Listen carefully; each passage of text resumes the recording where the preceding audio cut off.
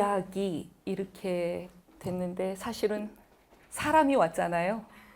북에서 온 사람. 근데 사람하고 이야기를 바꿨었거든요. 사람이 온다는 건 하나의 이야기가 오는 일입니다. 사람 자체가 이야기입니다. 인간은 이야기하는 동물이고요. 저는 우리 이소연 작가님 말씀 들으면서 그 정현종 시인의 방문객이라는 시가 떠올랐어요. 사람이 온다는 건 실은 어마어마한 일이다. 그는 그의 과거와 현재와 그리고 미래와 함께 오기 때문이다. 그는 그의 일생 전체가 오는 것이다. 이런 시인데요. 우리가 북에서 온 사람을 만날 때는 배타하고 배척하기도 하고 색안경 끼고 봤거든요. 근데 이야기를 들으니까 우리랑 똑같은 사람이에요. 그래서 북에서 온 이야기라고 제목을 단 것이 참 좋다 이 생각이 들었고요. 그 다음에 주최 측에서 우리가 함께 심는 평화 이랬어요. 심는다는 건 굉장히 외로운 일입니다. 왜냐하면 거두지 못할 확률이 훨씬 더 높습니다. 씨를 뿌려보면 정말 그렇거든요. 제대로 뿌리내리고 잘 자라는 애는 드물어요. 우리 세대가 평화의 씨앗을 그래도 좀 뿌리고 심어 놓으면 누군가는 열매를 따 먹겠거니 그 열매가 우리 몫이 아니어도 우리는 그저 심는다. 이런 마음으로 오늘 이렇게 평화의 장을 여는 것 같습니다. 저는 여러분들하고 그 다 함께 피워야 평화라는 주제로 이제 말씀을 나눠보려고 하는데요. 초기 화면에 그 얼굴 없는 화가 그래피티라고 하는 낙서처럼 벽에다가 그리고 사라지는 한국에도 다녀갔습니다. 뱅크시라고 하는 영국 화가인데 뱅크시가 굉장히 평화 운동가예요. 그래서 뱅크시의 그림들 가운데 몇 가지만 평화 주제를 제가 좀 찾아봤습니다. 비둘기가 떨어졌어요. 한 소녀가 열심히 심폐소생을 합니다. 평화가 떨어진 것이죠. 비둘기는 평화를 상징하니까요. 군인이 총질을 하는데 한 소년이 총알이 나오는 총구에 꽃을 심고 있습니다. 그리고 두 군인이 누가 오는지 안 오는지 막 망보라고 하는데 사실은 평화를 거기다가 낙서로 쓰고 있었잖아요. 평화. 너무 재미있는 그림입니다. 그리고 돌을 던지지 않고 꽃을 던지고 있는 거죠. 우리가 누군가에게 던질 수 있는 것은 우리가 누군가에서 무엇을 던진다면 그것은 꽃밖에 없다. 저는 이 뱅크시의 평화 메시지가 굉장히 강렬하고 참 좋았습니다. 공교롭게도 오늘은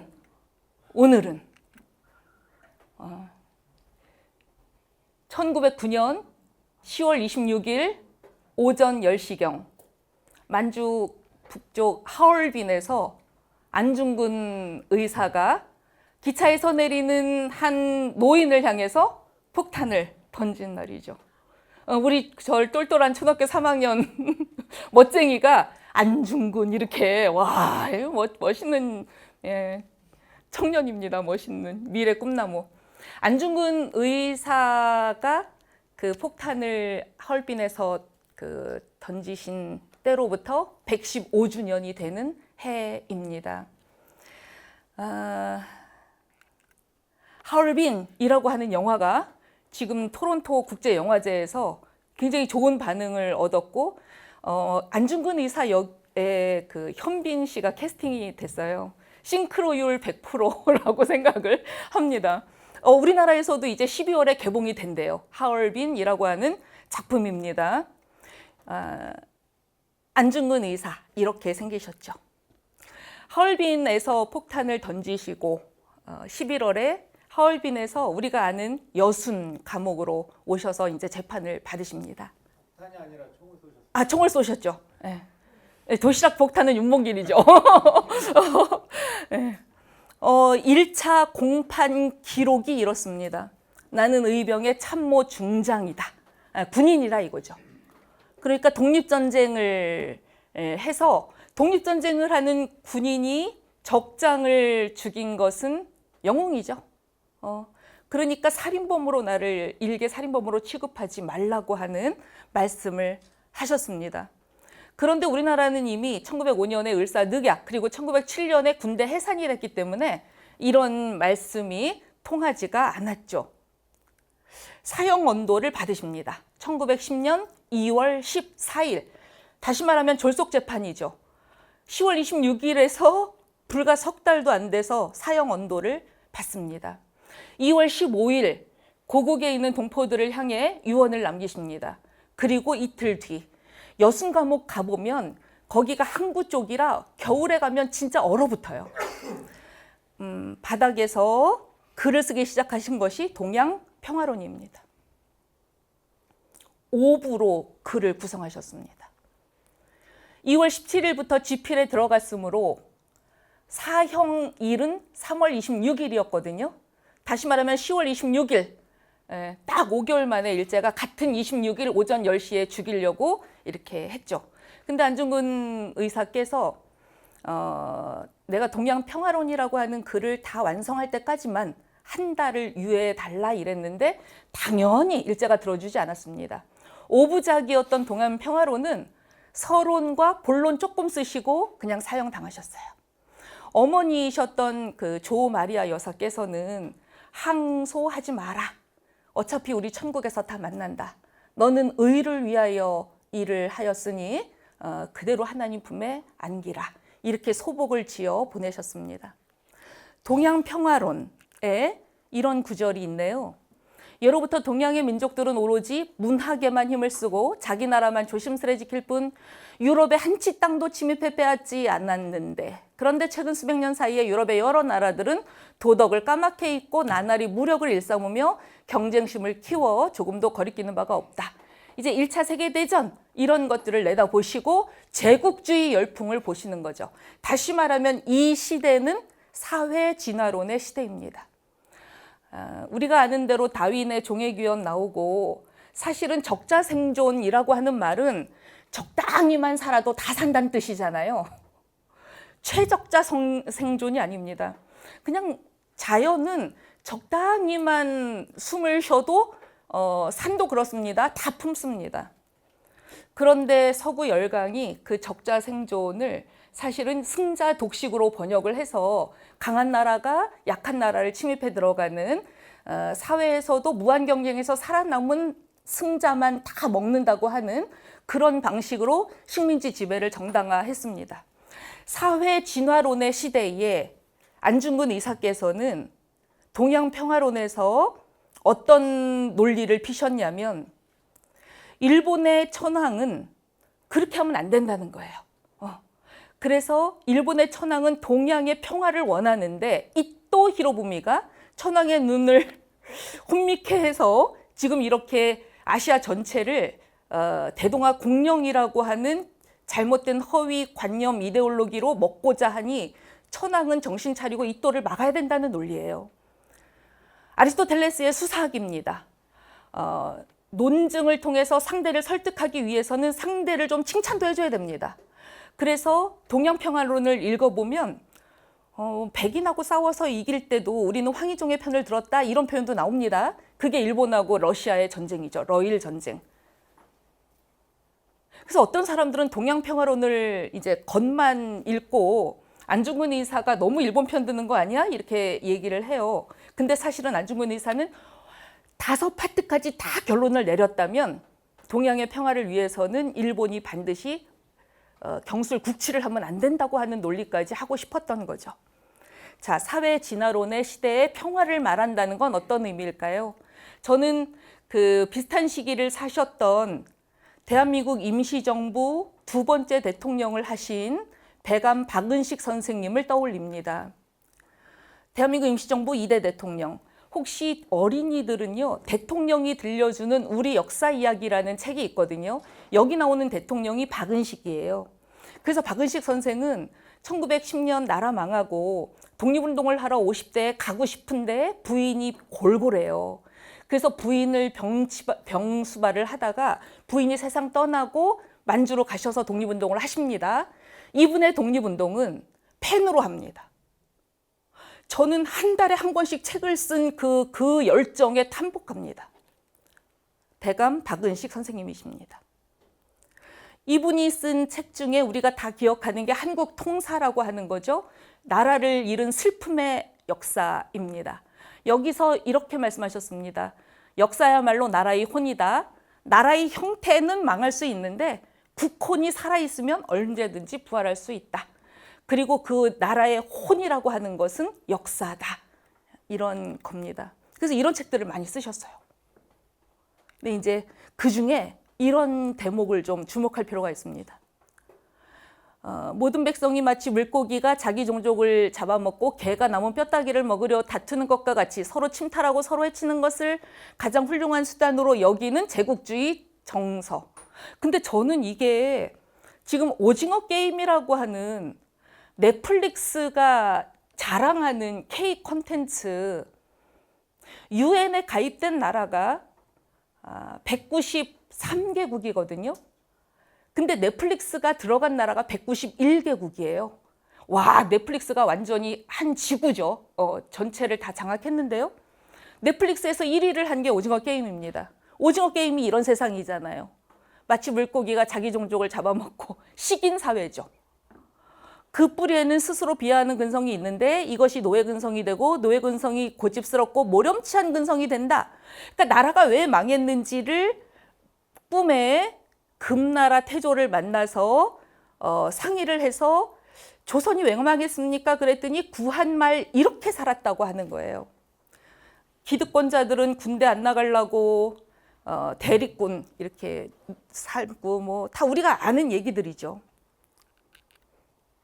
그런데 태만하고 문약하고 허위의식에 찌들어 있고 그런 나라가 무강하고 진실한 신국민을 양성해야 되는데 이때 무강이라고 하는 것은 제국주의가 아닙니다. 저는 배감 박으시 선생님이 정말 중요한 얘기를 했다고 생각해요.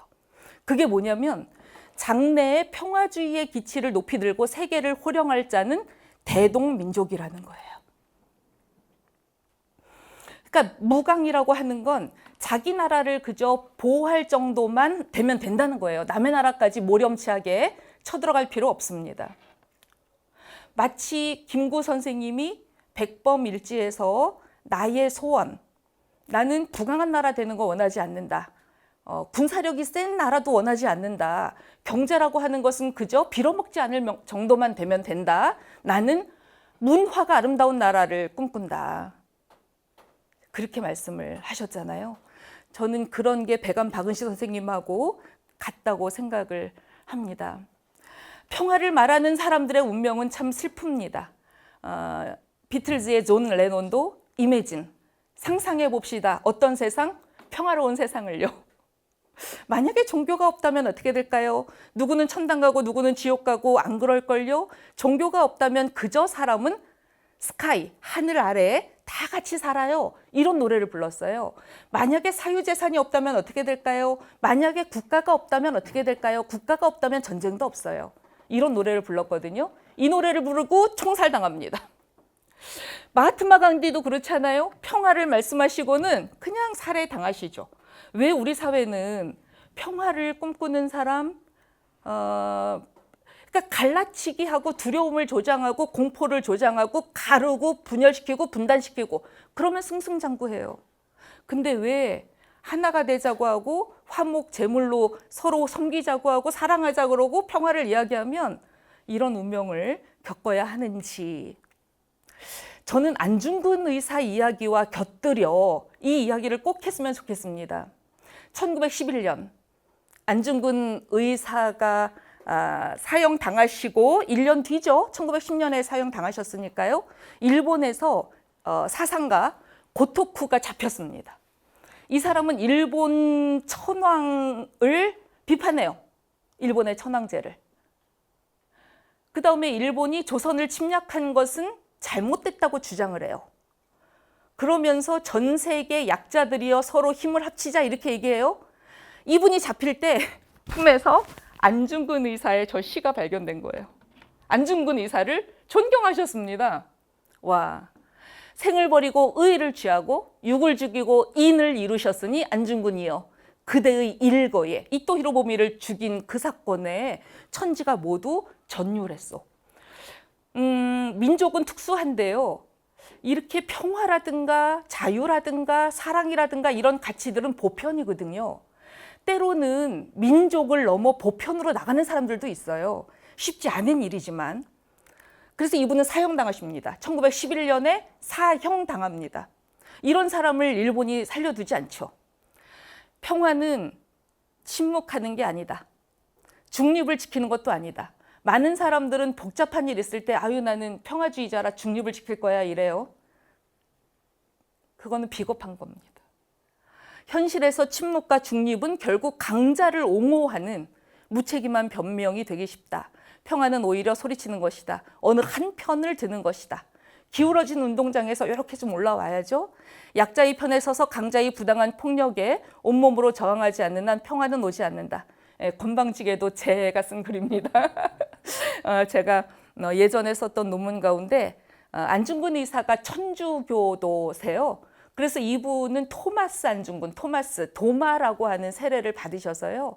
도마를 이 시대에는 한자로 다 음역할 때 다묵이라고 불렀어요. 그래서 다묵 안중근 이러신데 사실은 원래 이름은 안응칠이시죠. 근데 이제 아버지가 하도 그 엉덩이가 가볍게 맨날 말 타고 돌아다니고 이런다고 이렇게 좀 무거우라고 무거울 중에 뿌리 근자 이렇게 이제 중이라는 이름도 무겁고 근도 무겁잖아요. 그래서 감옥에 계실 때 안응칠 전기를 또 쓰셨습니다. 한마디를 좀 덧붙이면 당시의 천주교는 천주교는 시스템이 바티칸이 결정하면 그냥 일사천리로 쫙 갑니다. 그냥. 그래서 안중근 의사가 천주인임에도 한국에 와 있던 그 신부님들은 일제가 이 나라를 먹는 것을 용인했기 때문에 안중근 의사의 의거를 군인의 항거라고 보지 않고 테러라고 규정을 했습니다. 그래서 죽기 전에 종부성사를 받아야 할 텐데 한국 카톨릭은 안중근 의사의 종부선사를 허용하지 않았습니다. 근데 이제 안중근 의사와 친했던 신부님 한 분이 그냥 개인 자격으로 가셔서 어머니의 수의도 전해주고 그렇게 하셨죠. 그 뒤로 한 100년쯤 뒤에 천주교가 그때 잘못했다 하고 반성은 했습니다. 그때 우리가 역사관이 투철하지 못해서 신사참배 문제도 국민의례라고 해서 다 같이 했던 거, 안중근 의사 이 사건 우리가 침묵했던 거 반성을 하기는 했습니다. 저는 이소원 작가님의 이 책을 읽고 이렇게 이소원 작가님, 우리 안에 와 있는 탈북자, 이것을 같은 말을 쓰는 외국인, 이거는 너무 미안한 표현이니까요. 저분들의 느낌은 그럴 수 있는데 저는 먼저 온 미래라고 표현하고 싶습니다. 왜냐하면 우리 세대에 심지만 언젠가는 통일이 될 거 아니겠습니까?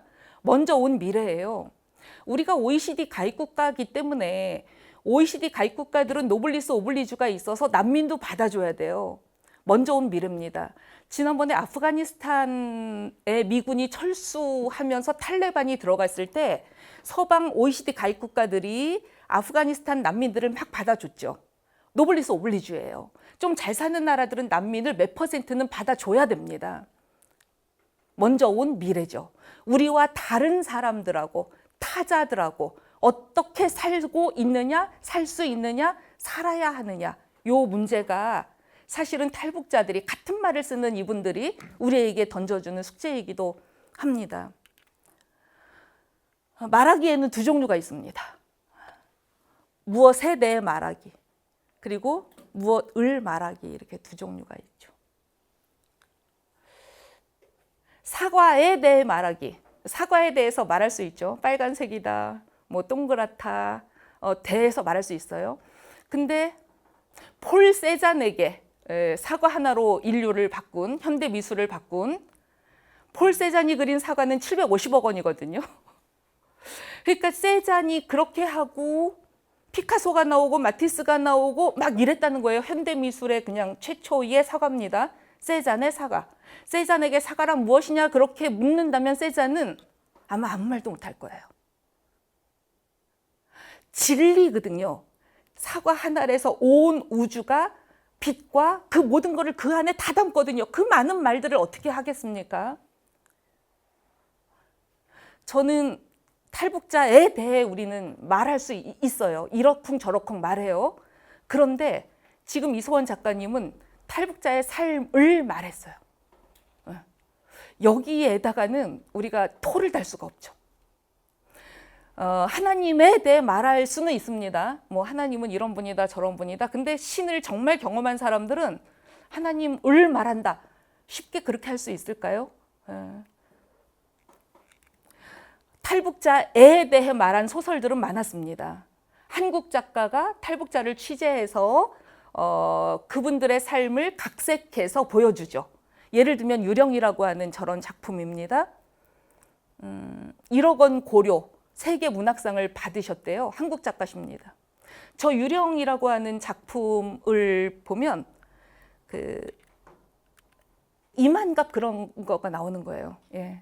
그러니까 PD가 쫓아다니면서 이제 청년한테 원하는 말을, 근데 이 청년이 이제 더 이상 그런 말 하고 싶지가 않은 거예요. 한국 사회에서 이 청년은 유령 같은 느낌이 드는 거예요. 현실 사회에선 사람들이 자꾸만 나에게 자기들이 듣고 싶은 말만 요구해요. 북한은 가난해요. 북한은 뭐가 어때요? 막 이런 거 있잖아요. 그래서 탈북했어요. 그래야 사람들이 박수 쳐줘요. 근데 이 청년은 자기가 탈북자라고 하는 것을 해명하지 않고도 있는 그대로 받아들여주는 세상, 그런 세상이 어디겠어요? 게임 세상이에요. 그러니까 컴퓨터 게임 안에서는 내가 아이템 막 탁탁탁 따고 그냥 실력으로 어느 단계까지 올라가고 그러면 모든 사람들이 와 이러거든요. 나중에 게임 페인이 돼요. 이제 그런 소설이에요. 유령이라고 하는 작품입니다. 우리 이소원 작가님의 책이 이렇게 3부작으로 돼 있다는 걸 우리가 앞 시간에 잘 들었어요. 내 뜻대로 되지 않는 세상일지라도. 저는 지라도라는 단어가 이렇게 좋은 줄 몰랐어요. 그러니까 지라도라는 단어는요, 반전의 미학이 있어요. 우리말 너무 아름답죠? 그러니까 지라도라는 단어 뒤에는 꼭 뭐가 와야 되냐면, 내가 가난할지라도, 그러면 있잖아요. 나 가난해. 어이씨, 막 짜증나고 막 이러잖아요. 있는 것들 다 주고 막 이러는데, 지라도가 딱 붙는 순간, 뒤에는요, 그래서 저는 그 섬에 가고 싶다, 지라도. 이제 이런 말까지 하고 싶어요. 그 섬에 가고 싶다, 지라도라는 섬. 제주도보다 더 멋있는 섬. 지라도는요, 뒤에 뭐가 붙을 수밖에 없냐면 괜찮아가 따라와요. 그러니까 내 뜻대로 되지 않는 세상일지라도 괜찮아, 살아볼 만해. 불운했는데, 왜냐면 불운했잖아요. 우리가 결정할 수 있지 않잖아요. 나 미국에 태어나고 싶어, 영어 쓰는 나라에 태어나고 싶어, 왜 헬조선에 태어나서 이런 거 결정할 수 있지가 않아요. 삶이라고 하는 건 주어져요. 그런데 지라도가 딱 붙는 순간 살만해지는 거예요. 남들보다 조금 더딜지라도 이 속도 그대로 괜찮아. 때로는 외로울지라도 괜찮아. 저는 이 지라도 섬에 우리 모두 다 가야 된다. 우리를 구원하는 건 지라도밖에 없다. 이제 이런 지라도라는 말이 이렇게 아름다울 수가, 이제 이런 생각을 했어요. 그래서 선생님의 책을, 우리 이소연 작가님의 책을 하나로 요약하면 저는 아모르 파티라고 생각을 합니다. 그러니까 지라도가 가닿는 라틴어 깨달음이 있다면 아모르 파티예요. 아모르 파티는 뭐냐면 프리드리히 니체가 제일 좋아한 말이에요. 자라투스트라는 이렇게 말했다라고 하는 책의 결론입니다. 그러니까 니체라고 하는 철학자가 페이트라는 말은 나에게 주어진 삶이거든요. 그것을 우리는 운명이라고 번역을 할까요? 그걸로도 조금 부족하긴 한데요. 그러니까 그냥 너에게 주어진 그 삶, 그것을 아모르, 영접하고 수용하고 그 운명과 삶에 질질질 수동적으로 끌려가는 게 아니라 딱 끌어안는 순간 그 사람은 삶의 주체가 된다는 그 이야기를 니체가 아모르 파티라는 라틴어 말로 요약을 했어요. 우리 국민은 보통 국민이 아니죠. 이렇게 BTS를 가진 국민입니다. 그래서 유엔에서 BTS가 막 연설을 하고 대중문화가 이렇게 하나의 시대 정신을 만들어내는 정도. 이러니까 노벨 문학상이 나와요. K를 다 보고 있거든요, 지금. K 랭귀지, K 뮤직, K 드라마, K 컨텐츠, K 스토리를 다 보고 있어요. 아모르 파티를 온 국민이 알잖아요, 우리는. 김연자 선생님 덕분에 아모르 파티를 온 국민이 공부를 했어요. 니체를 다 알아요, 온 국민이. 그래서 제가 한강의 시 하나를 소개해 드리겠습니다. 노벨 문학상을 받으셨으니 서랍에 저녁을 넣어두었다라고 하는 시집 중에서 제가 제일 좋아하는 시예요. 윤동주만 서시를 쓰지 않았습니다. 서시라고 하는 건 사실은 이 시집 전체에 표제로 내가 내놓고 싶은 시죠. 근데 한강의 서시는 이렇게 됩니다. 이소원 작가님이 잠깐 읽어주시겠어요? 어느 날 운명이 찾아와 나에게 말을 붙이고 내가 내 운명이란다. 그동안 내가 마음에 들었니? 라고 묻는다면 나는 조용히 그를 끌어안고 오래 있을 거야. 눈물을 흘리게 될지 마음이 한없이 고요해져 이제는 아무것도 더 필요하지 않다고 느끼게 될지는 잘 모르겠어. 감사합니다. 뭐 이렇게 박수를 좀 치셔야. 너무 좋은 시죠. 이게 아모르 파티. 그 다음에 조용히 눈물을 흘릴지 아니면 더 이상 필요한 게 없어 내 삶은. 이게 아모르 파티거든요. 나는 아무것도 두렵지 않고 나는 아무것도 원하는 것도 없고 왜냐하면 나는 자유롭기 때문에. 인간이 가 닿을 수 있는 경지는 거기 같아요. 제가 사실은 많은 사람들의 묘비명 가운데 니코스 카잔차키스를 좋아해요. 그래서 니코스 카잔차키스는 그리스인 조르바라고 하는 책을 쓴 분이고 알버트 슈바이처 박사님의 친구이기도 하시고 그랬는데 카잔차키스의 묘비명이 정확하게 그렇습니다. I fear nothing. 나 아무것도 두렵지 않아. I hope for nothing. 나 아무것도 바라는 거 없어. I am free. 나는 자유로워. 이렇게 되거든요. 그러니까 바라는 게 많으면 꼭 이제 그것 때문에 또 죄를 짓잖아요. 자, 먼저 온 미래. 그러면 어떤 미래일까요?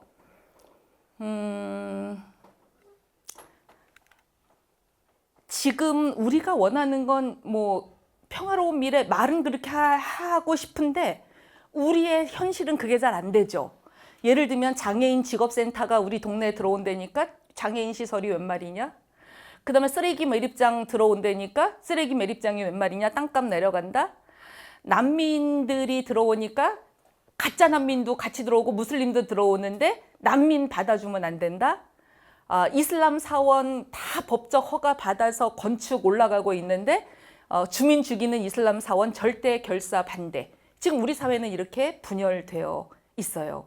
심지어는 층간소음 때문에 위에 어린이가 이사 오는 것도 막는 세상이에요. 이 아파트라고 하는 구조 때문에요. 이런 세상에서 갈등이 너무나 많은데 갈등이라는 건 다 나쁠까? 이제 평화라고 하는 거는요. 갈등이 없는 상태가 아니죠.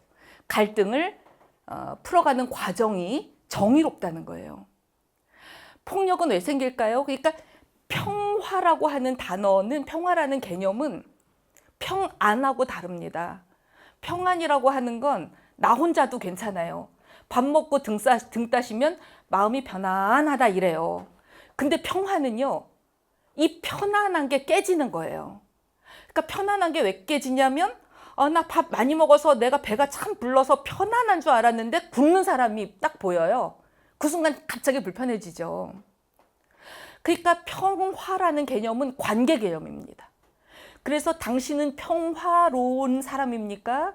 그러니까 편안합니까? 말고 당신은 평화로운 사람입니까? 평화를 위해서 일하십니까? 평화에 관심이 있으십니까? 이 말을 바꾸면 당신은 얼마나 이 관계 속에서 폭력을 행사하고 삽니까? 폭력에 둔감합니까? 이런 질문하고도 바꿀 수 있어요.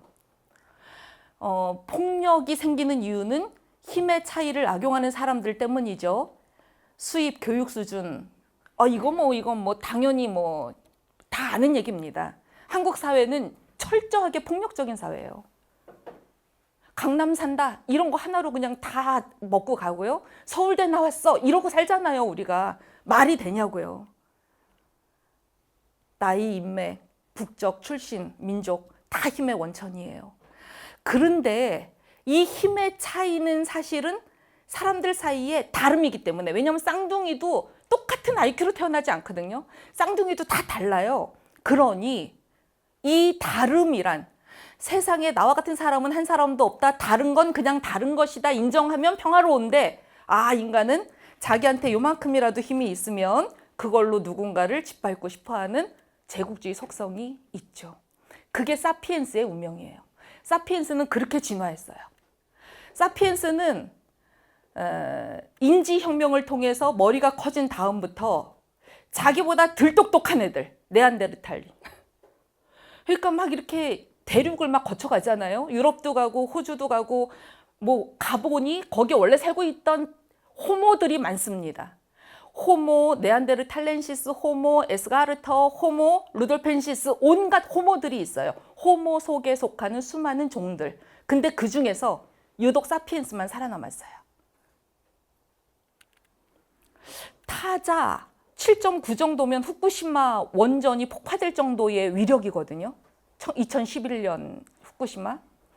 1923년에 강도 7.9의 지진이 확 일어나 버리니까 불이 나고 도로가 갈라지고 집들이 무너지고 난리가 나요.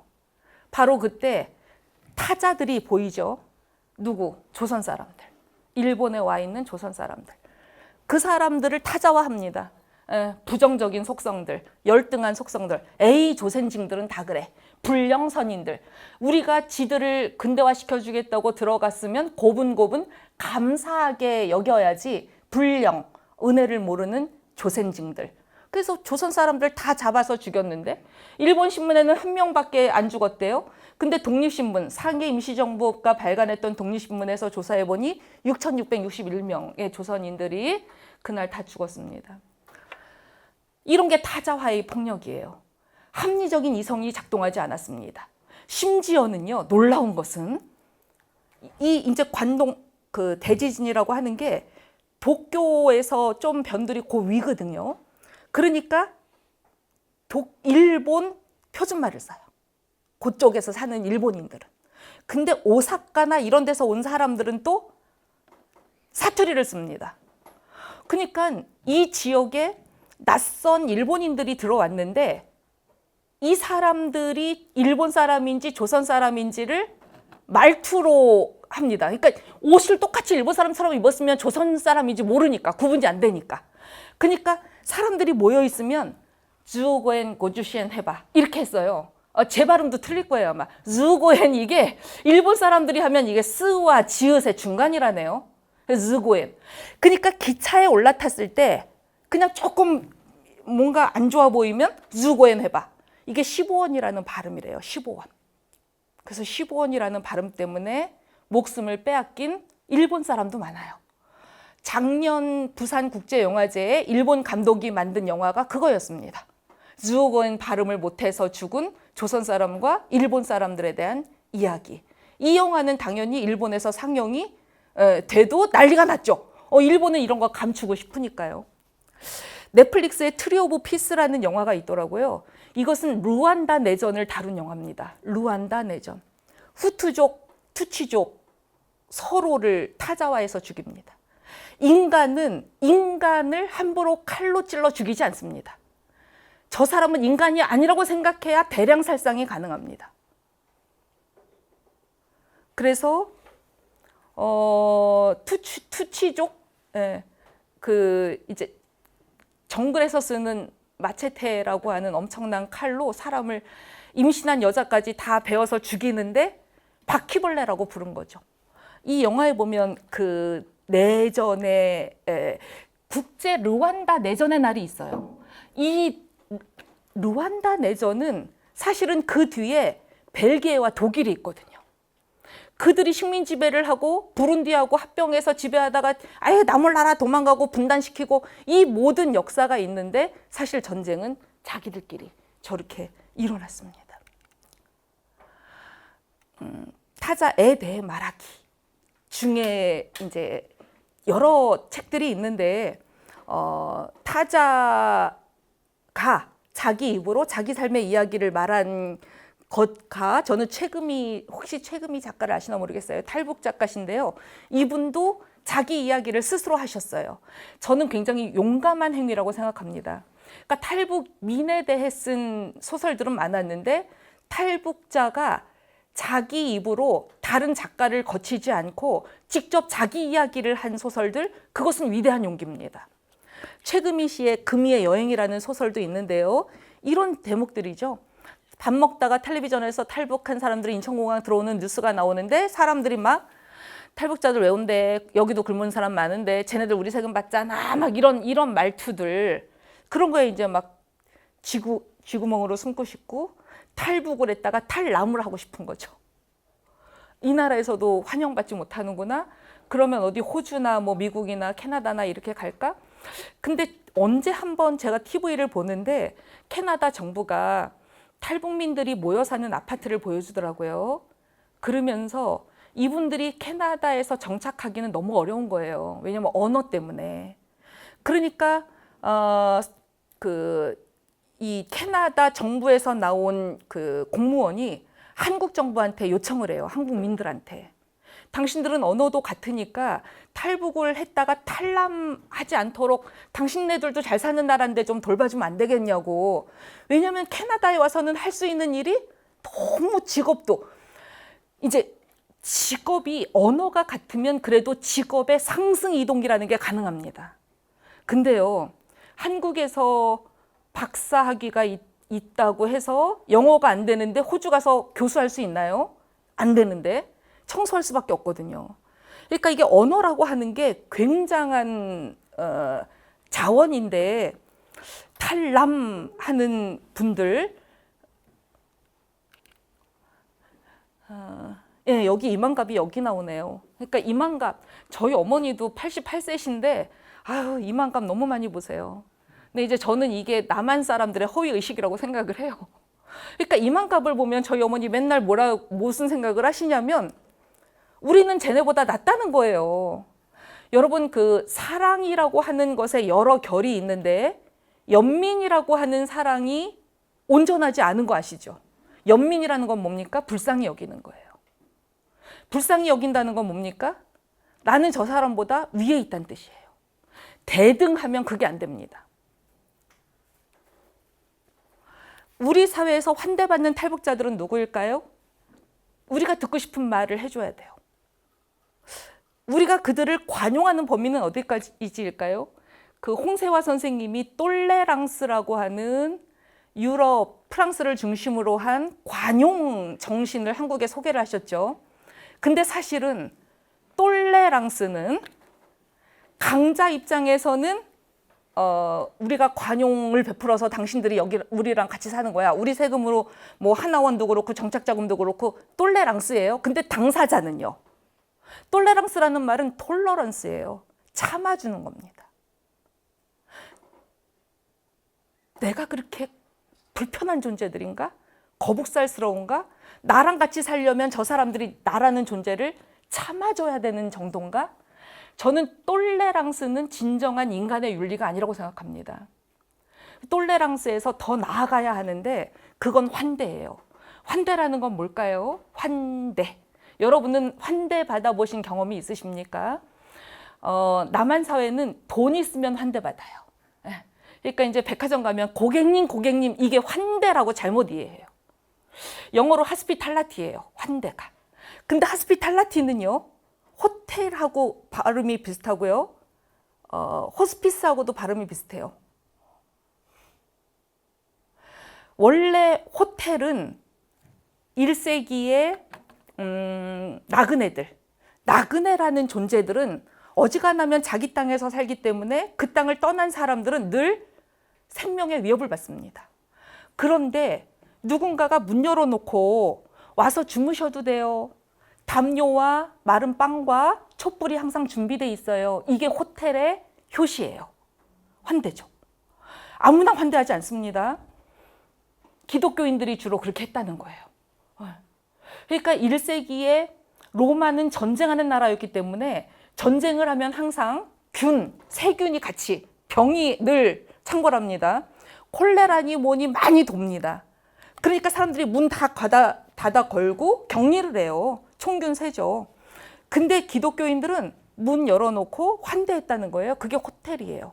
그리고 돌봐줬죠. 전염병으로 죽어가는 사람들을. 그게 호스피스예요. 근데 이제 우리 사회는 지금 기독교가 전혀 환대의 정신이 없어서 오히려 박대를 하죠. 인색하게, 야박하게 하는데요. 환대에는 두 종류가 있다네요. 하나는 초대로서의 환대래요. 그러니까 우리 집에서 매달 며칠에 파티할 테니까 이 초대장을 받은 사람들은 오세요. 그러면 문 열어놓고 막 같이 즐기면서 환대를 해요. 요거를 철학에선 조금 어려운 말로 동일자끼리 동일자끼리 초대장 받은 사람들끼리 그렇게 노는 거예요. 이것은 윤리에 들어가지 않습니다. 환대의 두 번째 종류는 뭐냐면 방문으로서의 환대래요. 방문이라는 말은 아까 제가 정연종 시인의 방문객이란 시도 읽었지만 방문이라는 말은 내가 초대하지 않았는데 오는 거예요. 낯선 타자가. 탈북자들은 초대가 아니라 방문이죠. 근데 이만갑은 방문한 사람들을 자꾸만 초대하는 거죠. 이렇게 조건부 환대를 내거는 거죠. 당신들은 이런 얘기를 하라고 작가가 다 써줘요. PD가 다 섭외를 해요. 또 여자들은 예쁜 여자들만 나와요. 재능 있는 여자들만 또 나와야 되고요.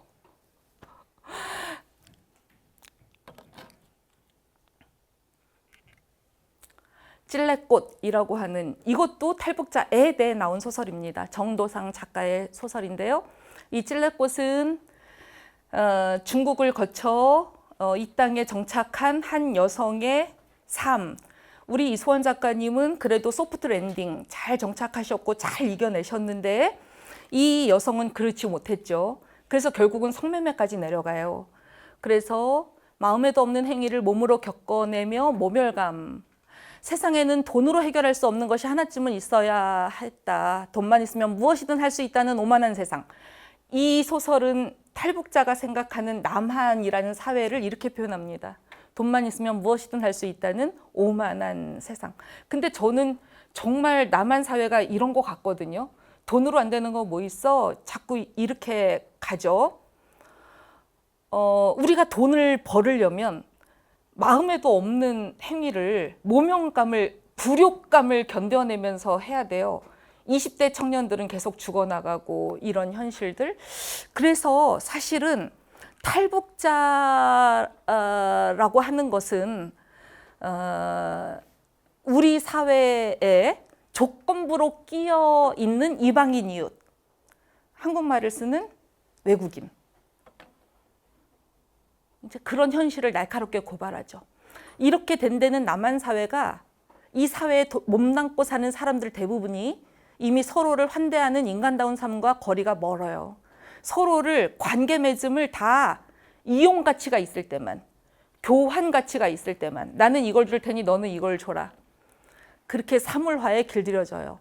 그래서 탈북자의 문제는 탈북자가 이 땅에서 환대받으며 존엄하게 자유롭게 살 수 있는가 없는가의 문제는 곧 우리 자신의 문제입니다. 우리가 얼마나 자유롭고 인간다운 삶을 영위하느냐, 추구하느냐. 자유롭다는 것은 우리 각자가 누구의 무엇도 방해도 받지 않고 고유한 자기를 실현할 수 있는 상태죠. 다시 말해 사람은 자신의 타자성을 포기하지 않고도 난 달라요. 난 다른 사람이에요. 이거 포기하지 않고도 다른 사람에게 있는 그대로 환대받을 수 있어야 자기다운 삶의 꽃을 피워요. 이제 결혼해보면 이런 얘기들을 잘 알아들을 것 같기도 해요. 아가야 이렇게 부르면서 자꾸만 그 사람의 타자성을 내 문화는 그게 아니었는데 시집으로 들어왔으니 넌 다시 이 집 귀신이 돼야 돼 막 이러면서 막 사람을 이렇게 동일자로 우리 가문의 막 문화 막 이러잖아요.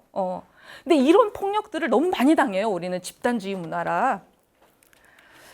자, 그래서 빈센트 반 고흐가 선한 사마리아 사람을 그렸습니다. 유대인들의 윤리는요, 이웃인지 아닌지 분명하지 않을 때는 이웃으로 대접하지 않아도 괜찮아요. 그러니까 강도 만나서 옷이 벗겨졌다는 게 힌트예요. 옷이라도 제대로 입고 있었으면 옷차림 보고 어느 나라인지 알 텐데, 강도 만나서 헐벗고 피는 흘리고 있는데 거의 죽었거든요. 거의라는 말이 힌트잖아요. 이미 죽었으면 시체는 부정하니까 안 만져도 괜찮아요. 근데 이제 거의라고 하니까 굉장히 아리까리합니다, 이게. 앞에 두 사람은 제사장과 레위인은, 유대인들은 이웃인지 아닌지 분명하기 때문에 그냥 지나가도 괜찮다고 본인들은 생각해요. 근데 세 번째 사람은 타자일 수도 있는데, 이 사람이, 강도 만난 사람이 기꺼이 다가가서 그가 원하는, 그에게 필요한 도움을 베풀죠. 인간의 윤리는 그렇답니다. 그 미국의 이제 유명한 랍비, 유대교 랍비 중에서 마틴 루터 킹 목사님과 함께 흑인들의 해방을 위해서 60년대에 열심히 싸우기도 하셨던 사상가가 있으신데, 아브라함 조슈아 헤쉘이라고 하는 분이에요. 그분이 인간이란 무엇인가, 이것이 인간인가 막 이런 책을 쓰시면서 윤리는, 그러니까 우리는 자꾸만 What is human being? 인간이란 무엇인가 이렇게 질문한대요. 근데 윤리는 What is being human? 이렇게 질문한대요. 인간이 된다는 게 뭘까? 그런데 인간이 된다는 것은 누군가의 동료가 되는 순간 인간은 성숙해진대요. 근데 우리는 각자 도생이란 말이죠. 그래서 자꾸만 너무나 살인적인 식인적인 사회에서도 다 이러고 살아, 이렇게 합리화하면서 가족 이기주의로 그렇게 살면서 곁을 내주지 않죠, 타자들에게.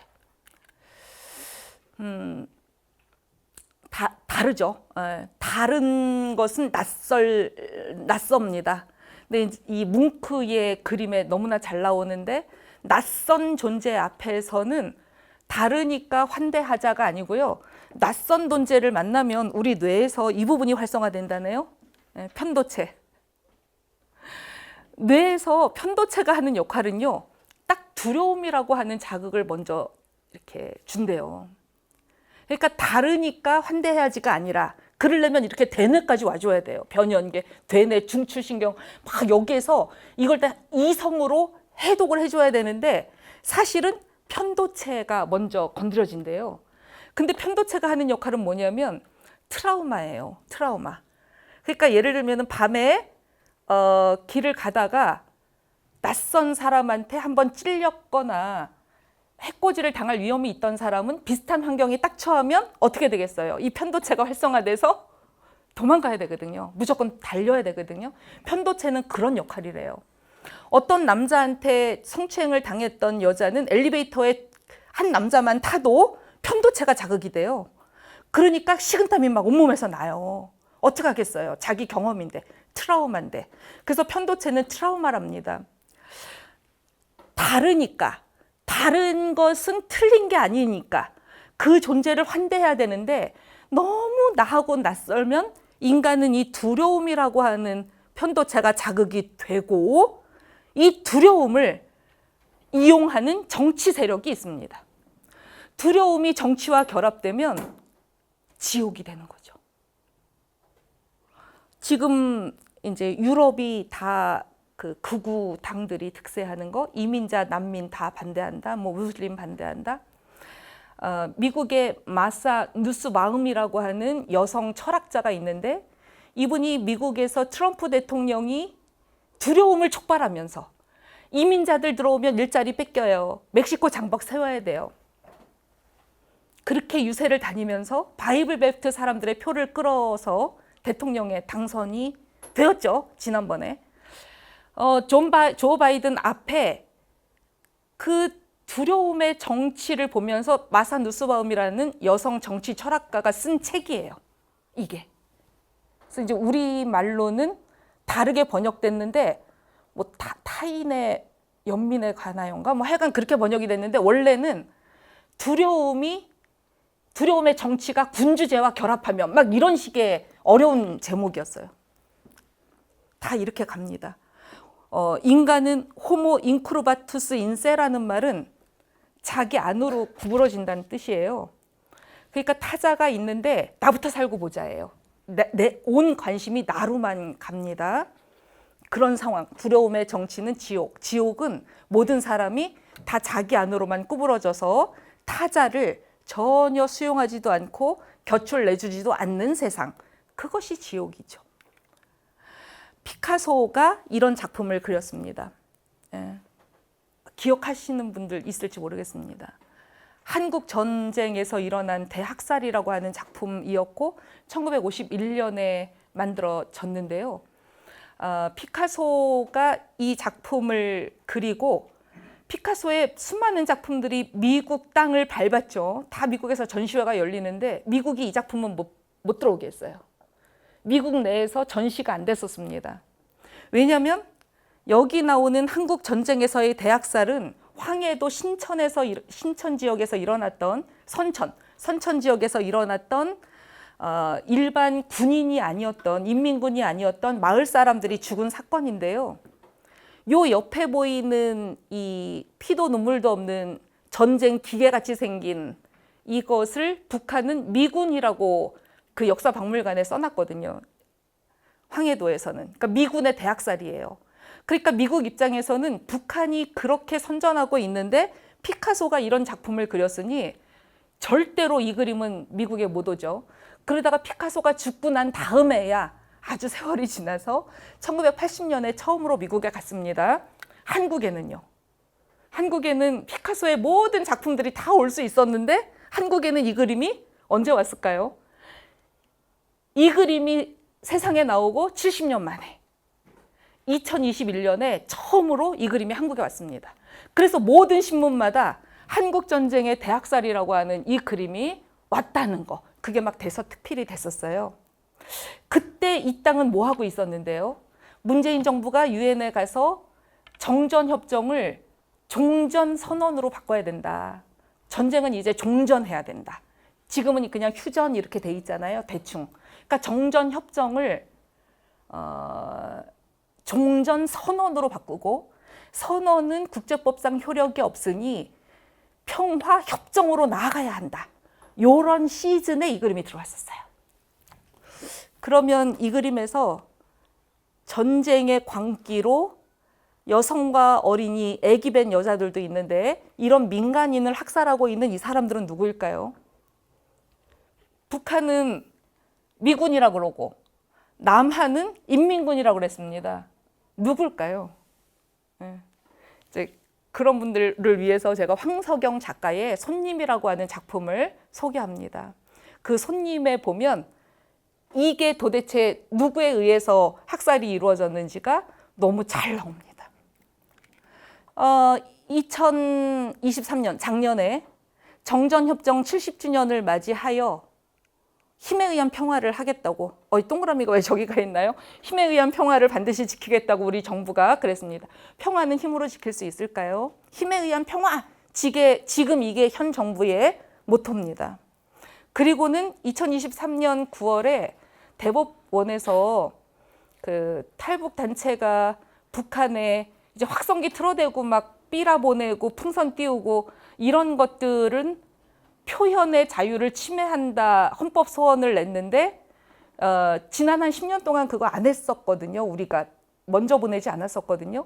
근데 이제 2023년에 그 풀렸죠. 표현의 자유를 존중해야 된다 이래갖고 2024년 5월 초에 남한에서 먼저 임영웅 트로트와 USB가 든 삐라를 북한에다 이렇게 보냈죠. 그래서 북한이 김여정 부부장 말이 맞아요. 담례로 오물풍선이 왔어요. 근데 이제 우리 언론들은 다 여기가 먼저 보냈다는 얘기를 하나도 안 하죠. 저쪽이 계속 공격하는 얘기만 합니다. 힘에 의한 평화는 위험합니다. 그리고는 심지어 건군 75주년 국군의 날에 도심에서 시가행진을 했고요. 올해는 국군의 날이 휴일까지 지정이 됐습니다. 그것도 미리미리 좀 하지. 9월에 개강을 해서 가서 애들 발표 다 잡아놨는데 갑자기 10월 1일이 휴강이 된 바람에 선생들은 이거 온라인 강의 다시 찍느라고 난리가 났어요. 남한은 10월 1일이 국군의 날이에요. 왜요? 10월 1일이 6.25 때 그 부산까지 막 밀려가다가 연합군 들어오고 해서 9.18 서울 수복하고 38선을 먼저 넘은 날이 10월 1일이에요. 그래서 이제 국군의 날로 그 정의를 했습니다. 북한은 7월 27일이 전승절이죠. 17일인가요? 네. 네. 부구절 뭐 다 하죠, 북한이. 예, 전승절 막 이렇게 합니다. 서로 그렇게 지금 해요. 그 저는 꿈을 꿔보는 거예요. 평화의 꿈을. 어떻게? 남북이 하나였던 때, 우리가 한 뜻으로 같이 싸웠던 그날, 그거를 남북의 역사학자들이 모여서 좀 국군의 날을 서로 이런 식으로 힘겨루게 하지 말고 독립군 양성을 위해 신흥무관학교를 만든 날, 그날을 국군의 날로 해보면 어떨까, 이제 이런 상상을 해보는 거죠. 그날은 몇 월 며칠일까요? 예, 아는 분들 선물 드릴게요. 신흥무관학교 설립일. 예, 우리 영화 2010 몇 년이죠? 그 암살, 전지현 씨 나왔던 영화 암살에 보면 나 신흥무관학교 마지막 졸업생이야 막 이런 거 나왔었습니다. 신흥무관학교가 3,000명의 독립군을 배출을 했고요. 이때는 남북이 하나였기 때문에 한 마음 한 뜻이었죠. 그냥 조선 사람들인 거죠. 네. 여러분들 궁금증을 덜기 위하여 6월 10일입니다. 6월 10일을 기억해 주시기 바랍니다.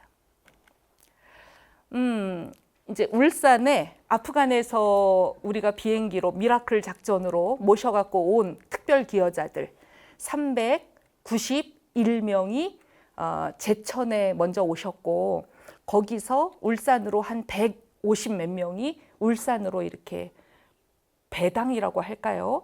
그렇게 가시게 됐습니다. 울산에 있는 그 현대중공업인가요? 울산에 있는 현대중공업에 놀랍게도 다문화 성장부가 같이 있어요. 그러니까 지금은 그런 힘든 제조업 분야, 이런 중공업 분야는 외국인 노동자가 없으면 안 돌아가니까요.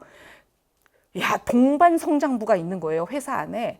그래서 아프간에서 온 분들은 거의 다 의사, 뭐 이런 정치, 이런 그 분들이어가지고 엘리트들이죠.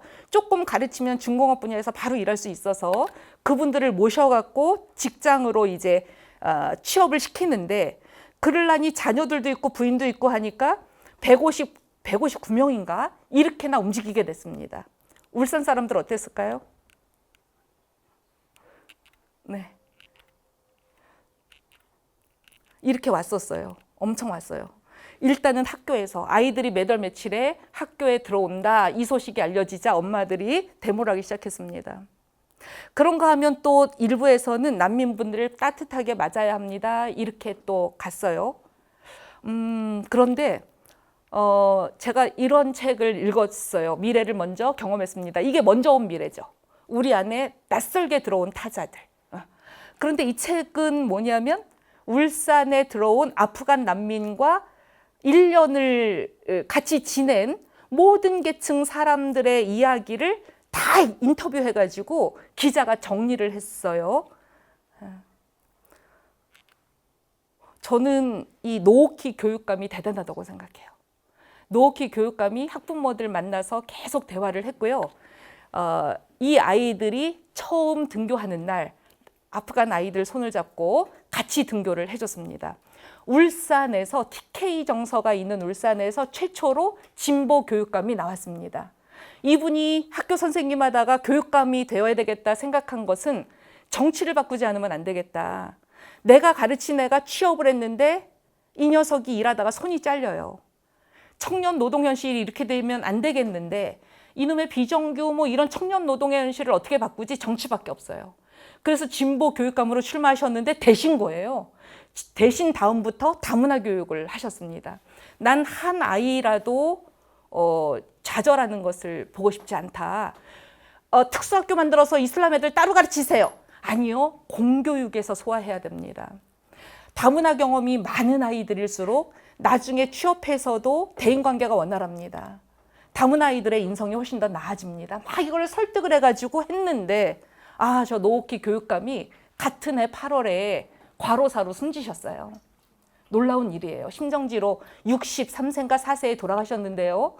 그 보궐선거가 있었는데요. 이제 반대편에서 다문 안 된다 막 이렇게 하는 사람들이 또 막 난리를 했는데 남편분이 부인의 뒤를 이어서 부인이 못다한 꿈을 내가 이루겠다고 남편이 선거에 나가셨는데 남편이 당선됐습니다. 그래서 우리나라 최초로 울산에서 진보 교육감이 부부가 탄생한 사례가 바로 이 울산에서의 일련입니다. 그냥 사람, 다 똑같은 사람. 저는 이 책의 이 구절이 너무 좋았어요. 그러니까 이제 그렇게 반대했던 엄마들 이야기예요. 우리 아이가 학교에 가서 히잡 쓴 무슬림 애들하고 놀고 처음에는 공터에 놀이터에 쟤네들 좀 안 나왔으면 좋겠다 민원을 넣었던 엄마들이 이렇게 바뀌었습니다. 울산은 다가올 미래를 먼저 겪었다. 먼저 온 미래. 낯선 것은 반드시 두려움의 정취와 결합되지 않아도 괜찮다. 그리고 좋은 사회는, 평화로운 사회는, 너무나 트라우마가 강한 사회는 계속해서 편도체가 자극되죠. 식민지도 겪었고 유교도 겪었습니다. 낯선 타자는 저게 인민군인지 국군인지 몰라서 우린 계속 무시하는 그 역사가 5.18이고 제주 4.3이고 이랬죠. 그러나 인간의 역사는 좀 이렇게 낯설지만 곁을 내줄 뿐만 아니라 우리가 참아줄 테니까 그냥 와서 우리 마음에 들게만 살아 이게 아니라 당신이 다른 거 알아요? 근데 그 다른 그대로 그냥 같이 살아요. 다를지라도. 그래서 지라도라고 하는 섬이 가장 평화로운 섬이라고 하는 것을 제 이야기의 결론으로 맺겠습니다. 경청해 주셔서 감사합니다. 저는 서태지를 좋아해가지고요. 우리 시대 때는 90년대 서태지가 문화 대통령이었죠. 근데 서태지가 교실 이데아라고 하는 노래에서 나는 사투리로 말할래 이런 노래를 불렀거든요. 표준어는 폭력이다 이렇게 얘기를 했어요. 근데 전국 900만의 아이들 머릿속에 똑같은 것만 집어넣는 이 교실에서 벗어나서 이데아, 이제 환상을 꿈꿔보는 거죠. 저는 탈북민들은 그냥 자기 삶의 고유한 이야기 그대로 있어도 되는 것 같아요. 우리가 잘하면 돼요. 그러니까 막 말투가 들키면 사람들이 이상하게 보는 거 그거 이 사람들 문제예요. 그러니까 그거는 전라도 말투가 아름다운 것처럼 북한 말투도 아름다워야 돼요. 그래서 저는 당신을 바꾸지 않으면 우리는 당신을 맞아주지 않겠다. 이건 폭력이라고 봐요. 그래서 있는 그대로. 그리고 남한 체제가 다 좋은 거 아니거든요. 이 자본주의는 괴물 같아요. 재벌이라고 하는 말은 영어로 번역이 안 됩니다. 우리나라는 재벌들이 많잖아요. 재벌은 영어로도 JAEBUL 이렇게 씁니다. 우리나라만 있어요. 그러니까 마이크로소프트는 빵 안 판다고요. 컴퓨터만 팔아요. 근데 우리는 한 가지를 잘하면 다 잠식을 해요. 떡볶이까지. 그냥 문어발로. 그래서 몇몇 기업이 국가보다 더 힘이 세요. 그런 시스템을 비판할 수 있는 건 북에서 온 사람들이에요. 사회주의라고 하는 거. 그래서 제3의 길 이런 것도 말할 수 있는데 저는 이제 왜 관심을 갖게 됐냐 이러시는데 이제 다 이렇게 저에게 이렇게 뒤에 계신 가만히 계신 우리 최강렬 목사님께서 제가 숭실대학교 기독교학대학원에서 강의할 때 학생으로 오셨었는데요. 저분이 뻔듯하면 사라지시는 거예요. 어디 갔다 오시냐? 그럼 중국 갔다 오셨대요. 그래서 왜 이렇게 논문은 렘브란트, 막 바로크 미술 이런 거를 막 쓰시고 루벤스 비교하고 이러신 분이 무엇을 하실까 보니까 저분이 일찌감치 그 나팔 소리 새날을 여는 사람들 이런 걸 만들어서 히브리 키즈 북을 탈북했는데 꽃제비로 전락하고 이런 아이들 돕고 이런 운동을 하고 계셨더라고요.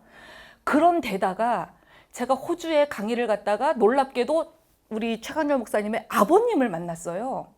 그 호주 시드니에서. 근데 아버님이 농장을 방문했는데 북한에다 염소 500마리를 갖다 주셨던 할아버지예요. 그러니까 우리가 재벌, 현대, 정주영, 소 500마리 이건 다 기억하잖아요. 소떼 몰고 가셨던. 근데 이분은 통일운동을 하시러, 왜냐하면 우리는 국보법이 있기 때문에 남한의 국적으로는 이렇게 못 가니까, 그래서 호주로 이민을 가셔서 호주 시민권으로 북한에다가, 근데 뭘 줄까? 소 갖다 주니까 군인들 잡아먹었다 그래. 도대체 뭘 줘야 되지? 와, 염소를, 이제 황해도 구빈이라고 하는 마을에 염소를 이렇게 갖다 주고, 그랬더니 염소는 1년에 2번씩 하고 젖도 주고, 그러니까 마을이 자립경제가 가능한, 제가 이런 걸 보면서 우리가 몰라서 그렇지 이민을 간다는 게 다 지 자식 잘 먹고 잘 살고 결혼이나 교육 때문에 가는 게 아니고 통일운동하러 가는 디아스포라도 있구나, 자발적 디아스포라. 그래서 제가 그때부터 좀 글을 좀 쓰기 시작했어요. 논문으로 저렇게 좀 연구도 해보고. 근데 결국은 탈북자 문제가 아니라 타자 문제더라고요. 그래서 타자 문제는 나와 다른 존재를 어떻게 대하느냐가 평화의 관건이기 때문에 저에게는 아주 좋은 제자이자 스승인 최강렬 목사님과 그 주변 분들의 덕분에 눈이 좀 떠졌습니다. 그리고 제가 아까 우리 이소원 선생님이 책방을 열어서 작가로 살고 싶다고 하셨는데요. 제가 먼저 온 미래, 저도 책방을 열어가지고 저는 지금 경기도 화성에서 왔거든요. 그 책방 이름이 화성으로 간 책방입니다. 화성으로 간 책방인데요. 오늘 아침에 책방에서 이런 책을 갖고 와서 이 PPT 맨 마지막에 요걸 또 사진으로 다 찍어갖고 제가 이제 읽어드리려고 올렸었는데요. 이 책이 너무 좋아요. 이것은 한중일 그림책 작가들이 각자 자기 나라의 전쟁 경험을, 그러니까 대해 말하는 게 아니라 을 말하는 거죠. 전쟁 경험을 말하고 어떤 평화로 가야 하는가를 모색한 그림책 여러 시리즈 중에 하나예요. 근데 저는 평화란 어떤 걸까 이랬을 때 우리가 막 두루뭉실하게 이야기를 하는데 이 일본 작가가 아주 섬세하게 평화를 잘 그려내고 있어요. 이 중에서 평화란 내가 태어나길 잘했다고 하는 것. 이 마지막 구절이거든요. 평화란 내가 태어나길 잘했다고 하는 것. 근데 여기부터 잘 안 되지 않아요? 나는 불량품이야. 나는 이 세상에 맞지 않아. 막 이런 거잖아요, 인간이. 그리고 평화란 네가 태어나길 정말 잘했다고 하는 것. 우리 둘이 친구가 될 수 있다는 것. 저는 이 문장이 어린아이들에게 접근할 수 있는 좋은 평화 이야기 같아서 이런 것도 갖고 와봤고요. 저희 책방에 이런 것도 있더라고요. 이상한 나라의 숫자들이라고 하는 이것도 굉장히 좋은 평화 공부책이 되겠어요. 숫자 1이 친구 만나려고 여행 다녀요. 근데 2는 지들끼리 노느라고 안 껴주고요. 이제 이런 얘기예요. 그러다가 찌그러져 있는 0을 만나요. 근데 처음에는 0이 마음에 안 들었는데 0이 괜찮아, 내 곁에 와. 환대해 주는 거예요. 그래서 1이 0 옆에 딱 갔더니 10이 됐어요. 아니, 그러니까 0이 많으면 우리 너무 좋잖아요. 100원보다는 1000원이 좋고. 그래서 이것은 누구에게도 환대받지 못했던 1이 0을 만나면서 둘이 우정을 나누면서 이렇게 환대를 경험하는 어린아이들 정서로 볼 수 있는 좋은 평화 그림책이다. 이런 생각을 했습니다.